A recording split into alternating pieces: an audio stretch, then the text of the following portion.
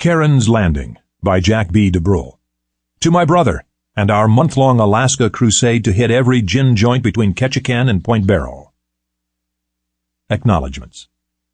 With every book, the list of those people I need to thank grows and grows. First and foremost is Debbie Saunders for putting up with my telling her, "Not tonight, honey, I have to write," way too many times. I love you.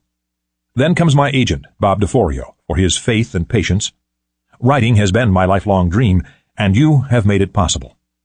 I also want to thank everyone at Forge, especially Melissa Ann Singer, for getting this book out in a readable form. I promise someday I'll learn how to type. I also want to thank my dad for keeping my job open while I finished this novel.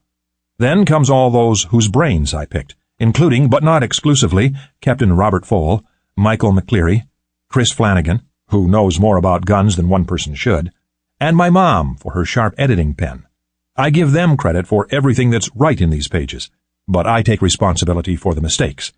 I also want to thank Clive Cussler for his fabulous quote and criticism, as well as the other Jack DeBrol, Todd Murphy, Kathy and Bill Bachman, Andy LeConte, and the Florida Gang. To the guys at What Ails You, I just want to say that none of you are Harry White, but you all could be. Lastly, to everyone who bought my first book and those who replied with so many kind letters, thank you. I can't express how much that touched me. Charon's Landing. Homer, Alaska, October 17. Howard Small leaned over the gunwale of the charter boat and retched so violently that he nearly lost his glasses. The soured contents of his stomach hit the water loudly, alerting the crews on the other charter boats. They looked over and cheered. Howard spat several times in a vain attempt to clear the foul taste from his mouth before straightening. He wiped clotted brown smears from his lips with his parka sleeve, laid his head back against the fiberglass hull, and moaned. "Christ, Howard, we're still tied to the dock. Don't tell me you're already seasick," teased Jerry Small, captain of the fishing boat. The two were cousins, but couldn't have been farther apart as physical types.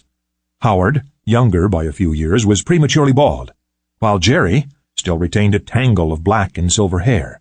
Where Howard was slightly built and bookish, Jerry's features were broad and deeply weathered, and he carried his more than 200 pounds on a solid frame. "Don't blame me, Jerry. It was that sadist there that did this to me," he answered, waving an arm weakly at the other passenger on the 30-foot craft. "We were up until about 4 hours ago drinking tequila shots at the Salty Dog Saloon." In the opposite corner of the boat, the other passenger smiled like the Cheshire Cat.